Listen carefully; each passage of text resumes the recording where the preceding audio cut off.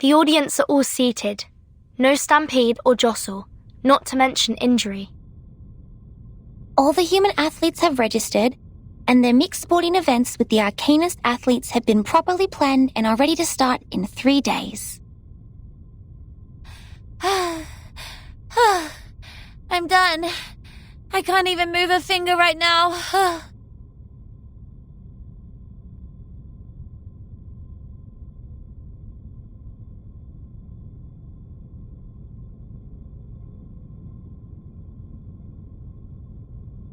Come on, Flammy.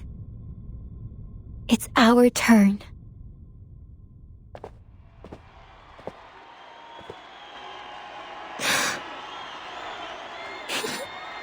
Again we walk on this glorious path together, Ulu.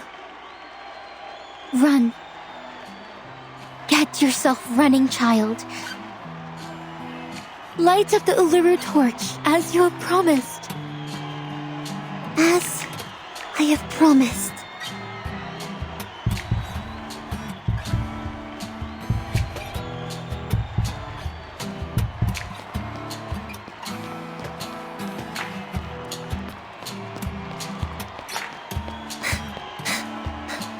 I am running, even though the day I last ran here was 1,000 years ago. It feels just like yesterday to me.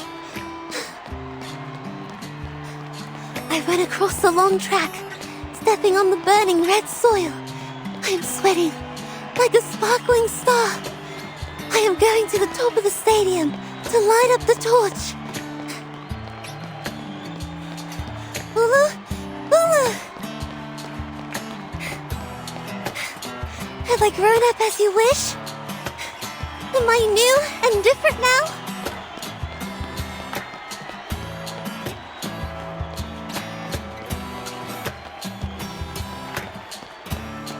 This is just a moment of my life, but I know you've waited 1,000,000 days and nights for it. I want you to be proud. I want you to be happy. My friend, my dear friend. You are already my Flammy, but you are actually more than that. You are also my Spathadia, my little girl. You have grown up as I have dreamt of countless times. The snakes here didn't lay a single tooth on you. Both your body and mind are intact. Hey, what's that? The Uluru flame is dropping water.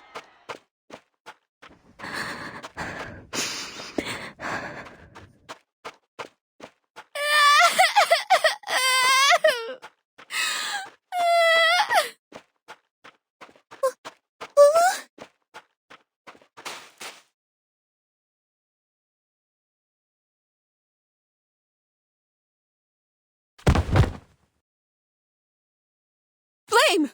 The Uluru flame, it's...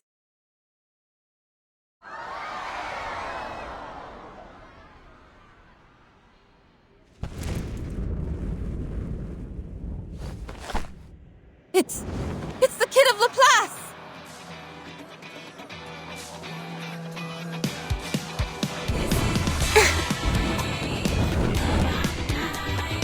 We are here together, time is now or never.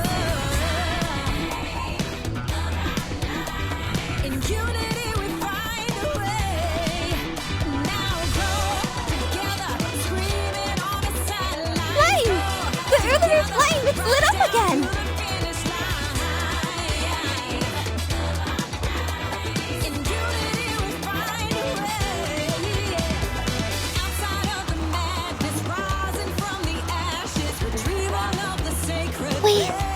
We did it! The opening ceremony took place just as we planned. Yes, yes! We made it! Thank you, Ezra!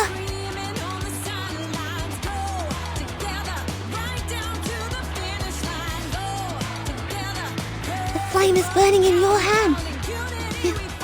You share the same thought, don't you? It wouldn't have burned on you if you weren't wishing for the game sincerely. Yes, I do. I want it to be a successful event. It's important to you, and so to us now.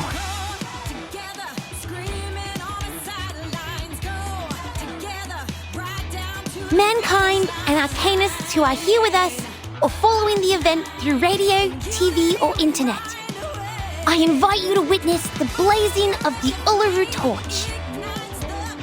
She is Ulu, the noble spirit of peace, hard work, and competition. In the past thousands of years, the holy fire has been to the highest mountain and touched the rocks in the deepest sea, taking the peace and all other noble qualities to every corner of this world. It was also brought out of this world into space by rockets and traveled among the stars. From ships to spaceships, from one hand to another, it has journeyed far. And now, for the first time, the torch to be lit has come to the flame. The flame is burning in the joint hands of human and Arcanus. We hereby swear we shall forget the hatred, conflict, turbulence, and chaos of the past. We shall run in the name of sportsmanship. We shall walk in the original form of men. We shall compete against each other, not for victory, but for participation.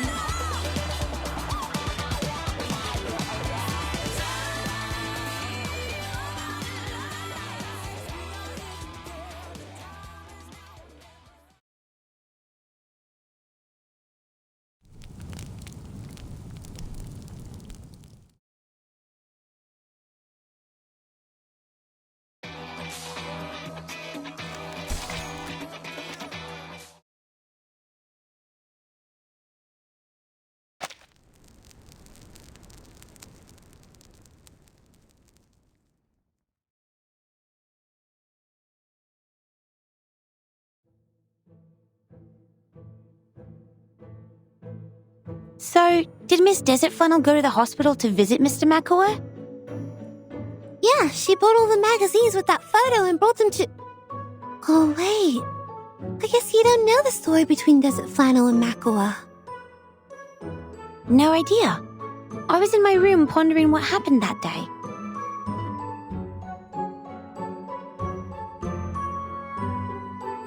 Don't look at me like that. I've told you I'll never repeat that story again. Okay. I guess it doesn't matter if I never had the chance of hearing it. It's just a story.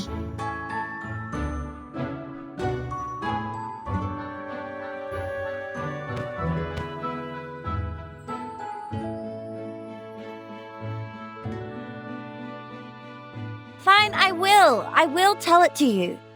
Come over here, kid. You are so kind.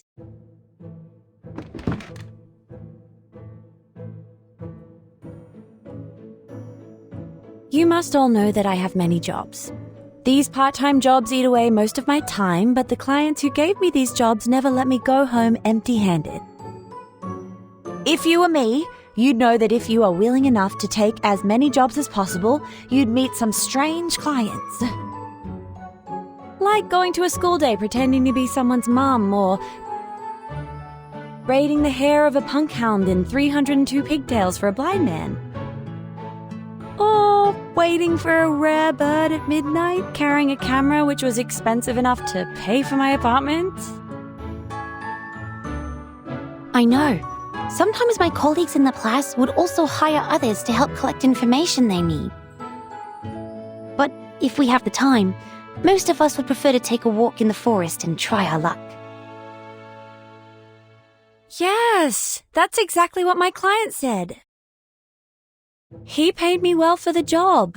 So generous that I stared at the dark and waited for that pink torch hummingbird to show up, despite my bloodshot eyes.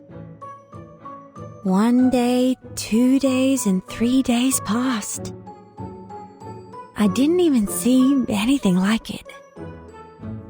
But I saw a wonder beast just as extraordinary as the hummingbird.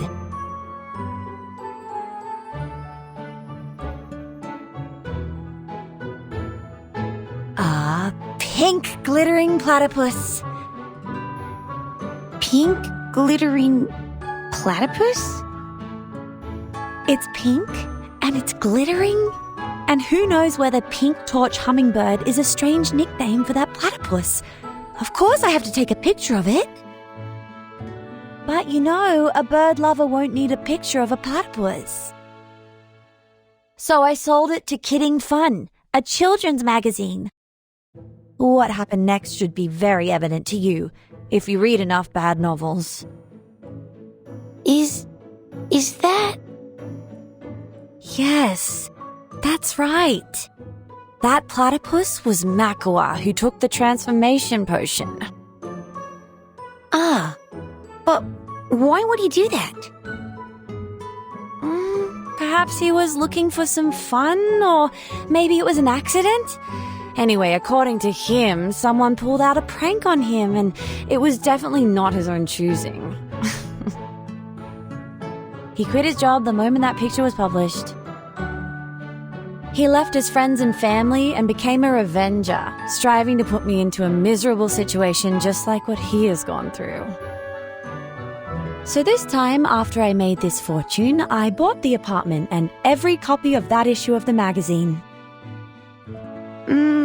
Were you planning to sell them all to Mr. Makua? No, of course not. Who do you think I am? I picked him up at the hospital, took him somewhere quiet, and burnt all the magazines in front of him. He was, oh my gosh, crying so loud. That was pleasant to hear.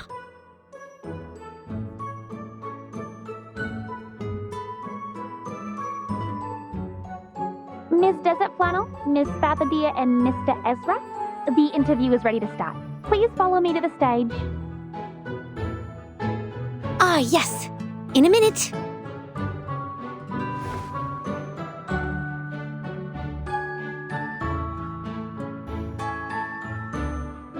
Did you get the ending of the story? No, not really. So there is something neither arcanists nor humans can understand. Perhaps we can ask Verton later. She's a bit older than us, but she's not here today. I think she went to the stadium with Miss Ulu.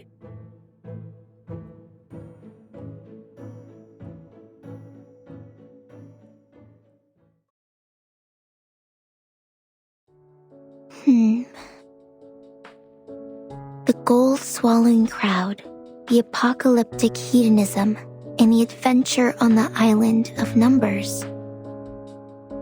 So this is what the world has become when I was in slumber for all these years. I have experienced countless rains and have even seen the rainbow above Uluru, but I've never seen anything like the storm.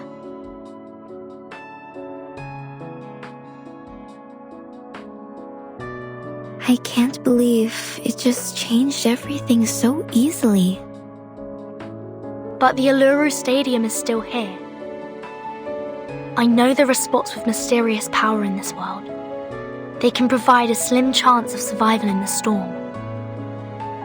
And the stadium is exactly one of them. Such a place will be desired by different forces one day.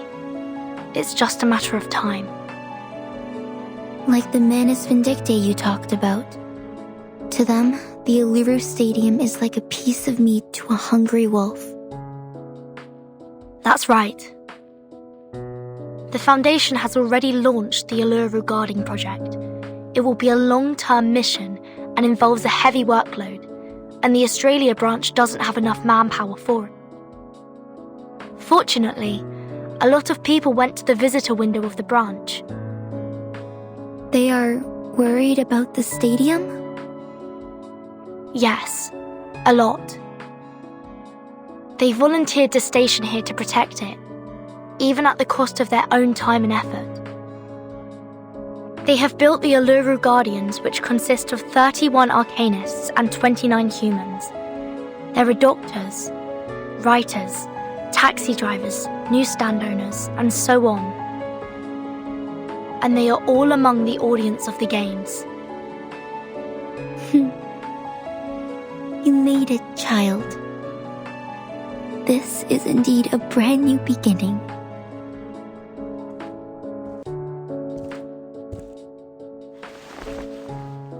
That's why I want to keep it here.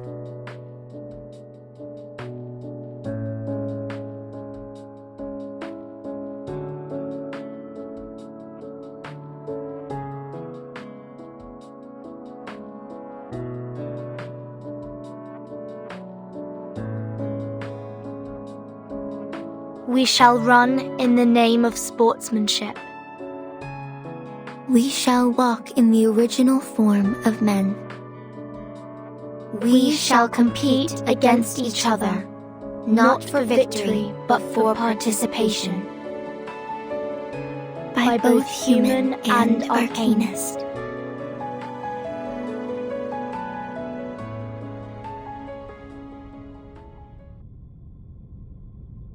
No matter how many times the storm reshapes the world from top to bottom, no matter how the times or the lifestyle change, no matter how ignorant people become, whenever they open the gate to the Uluru Stadium again, they will remember the spirit and faith it has been conveying. Things will change in the unstoppable river of time, yet the Uluru Stadium shall remain forever.